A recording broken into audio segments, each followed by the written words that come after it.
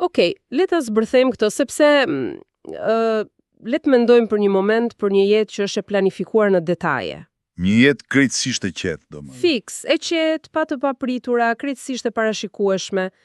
Dhe papritur, brenda një sekondet vetme, çdo gjë përmbyset nga një kërkesë që, si të them, mbart një peshë kolosale. Një peshë ekzistenciale, do thosh. Sakt. Dhe një kërkesë e tillë që nëse pranohet, mund të kushtojë gjithçka. Domethënë rrezikon reputacionin, familjen, Mbijetesën sociale. po pra, mbijetesën në një komunitet që është i vogël dhe i mbyllur. Ndoshta rrezikon edhe vetjetën. E di, logjikisht, instinkti njerëzor në një moment tillë është thjesht refuzimi. Ose paniku total. Eksakt. Panik ose minimalisht të fillosh të kërkosh garanci. Por në këtë eksplorim të thellë që po bëjmë sot, bazuar thellësisht në shënimet e marra nga burimi ynë kryesor, e kam fjalën te pjesa e 5 e atyre shkrimeve, ne përballemi me një reagim që sfidon çdo llogaritje të mundshme njerëzore. Dhe ky është profili Maris, nënës Jezuzit. Pikërisht. Dhe dua ta bëj shumë të qartë, këtë misioni ynë në këtë analizë nuk është thjesht të ritregojmë një histori të vjetër historike. Jo, absolutisht jo. Nuk jemi këtu për të përshkruar piktura klasike. E vërtet, fokusi ynë është të zhytemi thellë në ata mekanizma psikologjik, të kuptojmë thelbin e një njeriu që shfaq një përullësi dhe një besim absolut përballë të pamundurës. Domethënë, si arrin njeriu të qëndrojë në këmbë kur i kërkohet të mbajë një peshë aq të madhe. Shiko, kjo është vërtet qendra e gravitetit për të gjithë këtë material. Burimet që po shqyrtojmë na ofrojnë një rast studimi të jashtëzakonshëm. Kemi të bëjmë me atë që vetë tekstet e paraqesin si një subversion hyjnor të atyre strukturave njerëzore të pushtetit. Subversion, e the mirë. Po sepse ne shohim vazhdimisht se si përdoren njerëz krejt të zakonshëm. Njerëz pa asnjë lloj statusi, Pa influencë fare, për të nxitur disa nga ngjarjet më transformuese të historisë.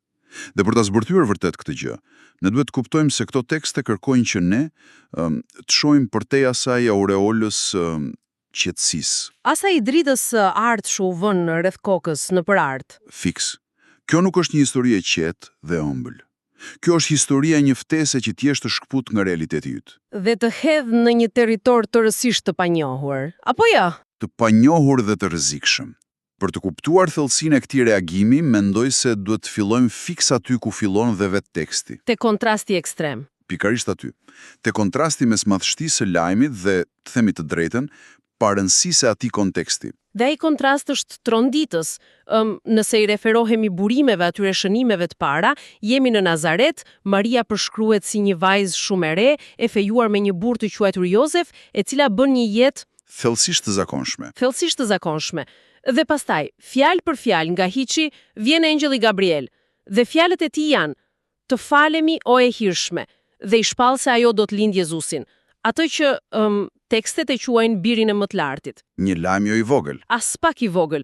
Për ta bërë pak më të prekshme këtë për kohët e sotme, nuk është thjesht sikur dikujt i jepet një detyrë e vështirë në zyrë. Jo. Është pak a shumë si ai stazhieri i panjohur në një kompani gjigante, që i thonë merre ti këtë projektin global. Fiks, dhe pas një paralajmërim.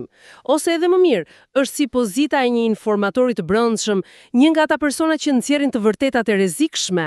Ai e di shumë mirë që në momentin që do flas, do kthehet në një të dëbuar. Do humbas gjithçka. Do mbetet pa asnjë mbrojtje nga vetë komuniteti i tij. Por sërish ky person zgjedh të përballet me pasoja sepse bindja ndaj asaj të vërtete është më e madhe se frika. Por e di çfarë më mundon kur e lexoj këtë? Çfarë? Pse kjo thirrje vjen në një formë kaq drastike? Dhe sidomos, pse pikërisht aty? Domethënë, pse te dikush që shoqëria e atëhershme nuk e konsideronte as të denjë, as elitare? Kjo është një pyetje thelbësore.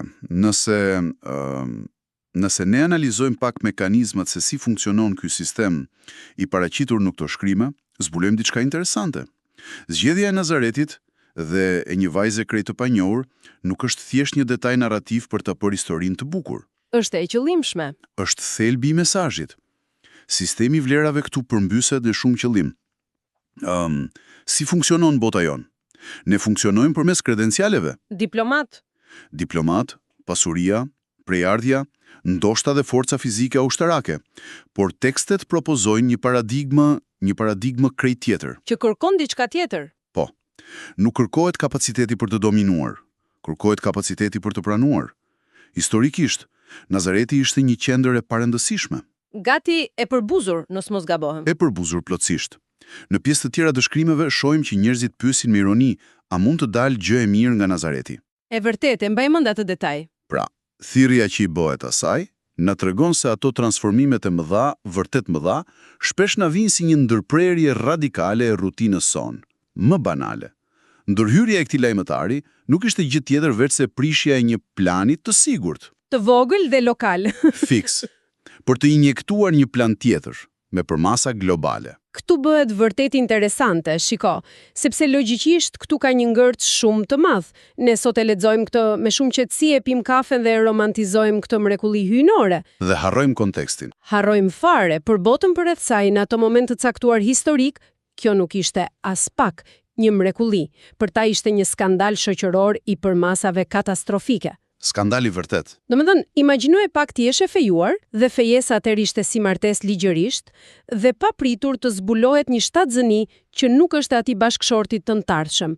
Rrezik absolut. Ky është thelbi i rrezikut. Ne kemi burime që e konfirmojnë këtë tmerr real, për shembull shohim reagimin e parë të Jozefit në shënime. Ai konsiderohet një njeri i drejtë, por instinkti i tij i parë, cila është gjëja e parë që do të bëj? Ai do ta lërë atë. Fshehurazi. Dhe e bën këtë jo vetëm për të shmangur atë turpin e tij si burr, por për ta shpëtuar atë vetë nga ligjet jashtëzakonisht të ashpra të kohës. Ato ligje, siç e dim, mund të çonin fjalë për fjalë në ekzekutim publik me gur. Ndëshkime kapitale për këto raste. Po pra kërkesa e engjëllit është praktikisht i thuash po, diçkaje që sipas çdo parametri, si logjik ashtu edhe social, do të shkatrojë jetën. Si mund të dikush të pranojë një rrezik kaq kolosal pa pasur një rezistencë apo panik absolut? Këtu prekim fiks definicionin e besimit, ashtu siç na e paraqesin këto tekste. Pedi shënimet tona tregojnë një parim shumë të fortë. Besimi këtu nuk kërkon një shpjegim të plot. Nuk ka pse dhe si. Nuk kërkon të di fiks se si do të zgjidhen gjërat. Besimi kërkon bindje totale. Kur ne shohim reagimin e saj, ajo përgjigjet pak a shumë me fjalët. Ja shërbëtoria e Zotit letëm bëhet sipas fjalës sate. Kjo fjalë shërbëtore, në atë gjuhën origjinale të tekstit, çfarë kuptimi ka saktësisht? Mbart një kuptim të një dorëzimi të plot. Është njoja e autoritetit suprem të atij që po bën atë thirrje. Mekanizmi këtu është i thjeshtë, por i thellë, ajo po e përthif me vedije atë rrezik. Me vedije të plot. Po, dhe kjo është thelbësore.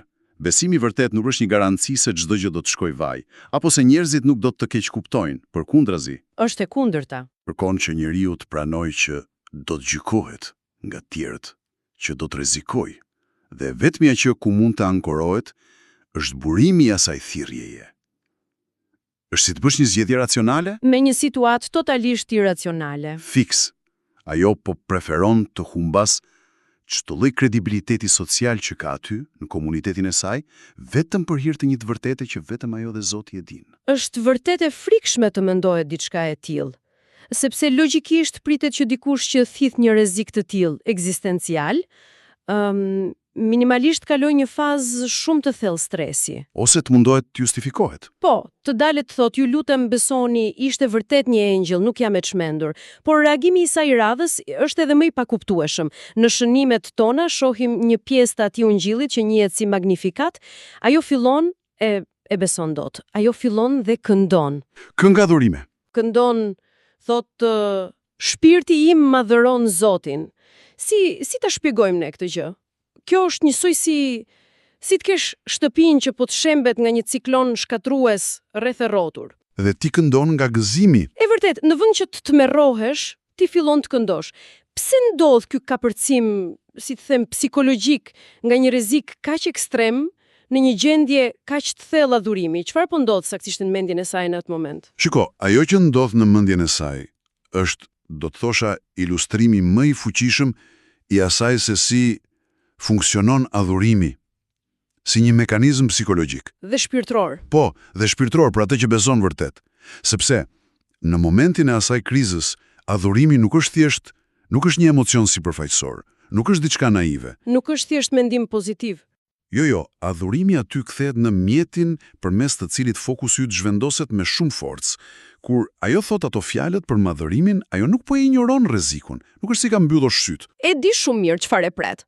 Sigurisht, ajo thjesht po e vendos këtë rrezik social, këtë rrezik personal, në një perspektivë krejt të re, po jep përparësi atij planit hyjnor, duke e bërë, si me thënë, objektin e adhurimit shumë më të madh në sytë e saj. Dhe automatikisht frika zvoglohet. Logjikisht zvoglohet. Dhe pastaj, shiko, kjo posturë e brendshme, kjo përkthehet fiks në jetën reale. E shohim qartë kur vim te momenti i lindjes, sipas burimeve tona. Momenti në Grazhd. Po, premtimi ishte kaq i madh do vinte një shpëtimtar, por pastaj sherrë thanat. Dhe ato janë një varfëri e skajshme, nuk po lind në një pallat mbretëror, por në një Grazhd, në mes të turakafshëve. Dhe sërish, ajo nuk e humb besimin. Sërish, ajo nuk e lexon këtë mungesë luksi, këtë varfëri si një dështim. Ajo sheh praninë aty, pavarësisht rrethanave të mjerrueshme. Kjo është vërtet një thyerje totale e çdo pritshmërie. Sepse nga njëra anë, e di, burimet të tregojnë ushtri të tëra engjësh që zbresin e lajmërojnë lindjen me dritë e me këngë. E nga ana tjetër, e gjithë kjo ngjarje ndodh fjalë për fjalë mbi atë ushimin e bagëtive. Kontrast ekstrem. Ekstrem. Por e di ku preket vërtet thellë ajo vërtetësia e këtij rrugtimi. Ku mendon? Kur ne fillojmë të kuptojmë se i gjithë ky adhurim dhe kjo qëndrueshmëri fantastike nuk ishin vetëm për të kaluar rrezikun e atyre muajve të parë, as për ata momentin shumë të vështirë fizik të lindjes, përkundazi, si një parapërgatitje. Fiks. Kjo posturë e mendjes ishte thjesht një stërvitje paraprake për një tronditje shumë herë më të madhe. Do me thënë, nëse varfëria e Grazhdit ishte ajo goditja fizike, materialet tregojnë që goditja e vërtet psikologjike sapo kishte filluar. Dhe filloi shpejt. Shumë shpejt. Ne shohim të detajin interesant të shënimet, ku thuhet se ajo i ruante të gjitha këto gjëra duke i medituar thellë në zemrën e saj. Dhe ka aq shumë kuptim pse i duhej ai reflektimi i thellë, sepse sapo prezantohej në tempull, pak më vonë vjen profecia e atij njeriu të vjetër Simeonit. Profecia e Simeonit. Pik kritike. Është brutale. Ai kthehet nga kjo nënë e re, që sapo ka sjell një fëmijë në jetë dhe i thot fjalë për fjalë, një shpatë do të përshkojë shpirtin. Ky është një ndryshim toni që të lë pa frym. Është drastik. Lëm pas e engjëjt kongët gjitha të gëzim dhe pa pritur të përplaset në fytyrë parashikimi i një dhimbje që të shkatëron, ta dëgjosh këtë gjë si një prind i ri. Çfarë mund të bësh? Si mund të mbijetosh mendërisht kur e di që fëmia yt, pavarësisht natyrës së tij, është fjalë për fjalë i destinuar për një vuajtje kaq të madhe? Këtu kemi ndoshta paradoksin më të thellë që ofrojnë këto shkrime, dhe shërben pak a shumë si një një dekonstruktim i plot i një ideje që është shumë e përhapur edhe sot e kësaj dite. Cila ide? Ideja se nëse ti je në harmoni me një plan të lartë, ose nëse ti ke favorin e Zotit, atëherë ti je i mbrojtur nga dhimbja, si një lloj fluske imuniteti. E vërtet, e kemi shumë këto lloj mendësie sot. Por ajo profecia e Simeonit e shkatron totalisht këtë iluzion. Favori në këtë histori nuk do të thot imunitet nga vuajtja. Madje, në fakt, do të thot fiks e kundërta. Do të thot që do jesh fiksh në qendër të atij konflikti i cili do të sjellë një dhimbje ekstreme. Që të përshkon shpirtin. Po pra, ajo shpata nuk është thjesht një poezi metaforike. Është një përshkrim shumë klinik i asaj dhimbjeje që vjen me një thirrje të madhe. Dhe ja ku lidhet me atë detajin që përmendet ti që ajo meditonte. Praktika e ruajtjes në zemër. Besimi që shohim këtu kërkon një thellësi mendimi. Kërkon aftësinë për të mbajtur së bashku dy të vërteta që duket sikur përplasen kokë me kokë me njëra tjetrën. Nga njëra anë shpëtimtari, dhe nga ana tjetër premtimi i sigurt i vuajtjes. Nëse ajo nuk do ta kishte pasur këtë lloj jete të thellë të brendshme, të themi të drejtën, pesha e tij paradoksit do ta kishte thyer në mes. Tek ideja e rezistencës afatgjatë. E di pse? Sepse entuziazmi fillestar mund të ndajë në këmbë, po themi, për disa javë, ndoshta një vit nëse je i fortë. Fillimi është gjithmonë më i lehtë. Fiks, por ama, të jetosh dekada të tëra, me dijenina asaj shpate të mallkuar që qëndron e varur mbi kokën tënde, kjo kërkon një tjetër lloj force. Shumë njerëz mund t'i thonë po diçkaje kur ndjejnë adrenalinën e momentit, por pastaj zbrapsen kur bëhet vërtet e vështirë. Kur fillon dhimbja. Po, por burimet na e theksojnë praninë e saj si një fije që nuk ndërpritet kur gjatë gjithë historisë. Për shembull, e shohim atu në fillimet e asaj shërbesës publike të Jezusit, në të dasmën në Kana. Po, detaj është shumë i bukur ai. Fjalët e saj për shërbëtorët janë shumë të prera. Bëni çfarëdo që t'ju thot ai. Domethënë, ajo ka një bindje të palëkundur, pavarësisht sa kohë i është dashur të pres në hije. 30 vjet. Po pra. Dhe padyshim pastaj e kjo rezistencë kulmon fiks në atë momentin që kishte parashikuar ai Simeoni i vjetër. Jemi te skena e kryqëzimit. Burimet nuk të përshkruajnë aty një grua që bie për tokë nga paniku apo që po humbet mendjen nga tragjedia. Nuk dorëzohet. As nuk e braktis besimin, duke thënë hey, gjërat nuk shkuan ashtu siç më thanë nëngjëjt. Ajo qëndron fjalë për fjalë në këmbë, poshtë atij kryqi. Duke thithur çdo pjesë të asaj dhimbjeje. Të asaj shpatës metaforike, po. Dhe historia vazhdon përtej kësaj, e gjejmë atë përsëri, pas gjithë asaj traume, te shënimet mbi kishën e parë, e bashkuar në lutje me dishepujt. Nga grazhdi, te kryqi, te lutjet. Mbetet po e njëjta grua. Dhe ky mendoj se përbën një nga harqet, si me thonë harqet narrative më të përsosura dhe më kuptimplota të gjithë këtij materiali. Absolutisht. Ne sheharrojmë që besnikëria apo integriteti i një vendimi nuk testohet vërtet te vija e nisjes, testohet te vija e finishit. Të shohesh tërësinë e kësaj jete është pak a shumë si të shikosh një rreth që mbyllet në perfekcion. Nga dita e parë deri tek e fundit. Filloi në izolim total. Një vajzë e re vetëm.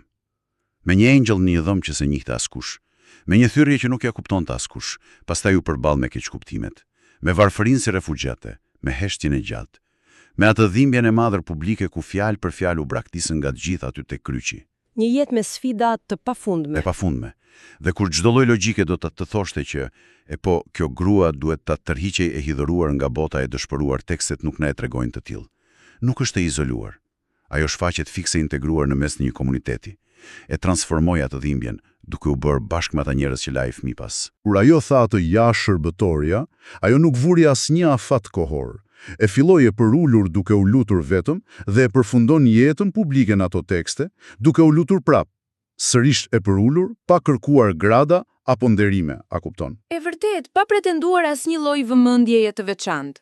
Ky është ai testamenti i atij besimi të thellë, që thjesht nuk varet nga ndryshimi i situatave rreth e rrotull, por vetëm nga natyra e atij tek i cili është vendosur ai besim. Wow!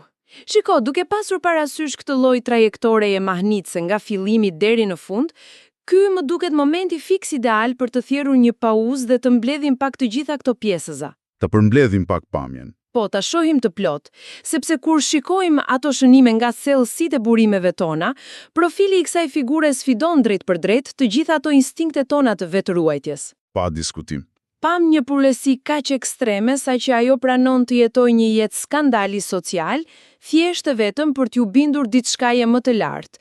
Pam që ai besimit e pamundura, domethënë, nuk të siguron një rrugëtim të qetë me lukse, po kërkon një qëndrueshmëri maramense përballë dhimbjeve therrse. Dhe atë mekanizmin e adhurimit. Eksakt, mekanizmi i adhurimit që funksionon si spirancë. Kur bota bëhet sopcopë, ai të mban aty. Pra, mësimi qendror këtu duket se është fiks ajo vlera e një poje të dhënë me përullësi absolute, një dorëzim që nuk njeh mbrapsje. Dhe besoj se gjithë kjo analizë thellë është një ftesë që ne të vlerësojmë integritetin ton. Sa të gatshëm jemi t'i përgjigjemi një sfide që kërkon të lëm atë zonën e rehatisë. Padyshim, është një perspektivë që vën dyshim shumë llogaritje që ne bëjmë çdo ditë. Dhe tani, pasi kemi zbërthyer gjithë këto mekanizma, unë kam një pyetje shumë provokuese. Diçka që besoj ja vlen të bluhet gjatë nga dëgjuesit. Mezi po pres. Nëse ne konsiderojmë se një nga ngjarjet më transformuese në gjithë historinë, filloi fare thjesht nga që një njeri pranoi që rutina e saj e mbrojtur të ndërpritej me dhunë. Nga një plan shumë i madh. Po pra, atëherë duhet të pyesim, cilat janë vallë ato mundësi reale transformuese që ne vetë po vazhdojmë t'i humbasim çdo ditë.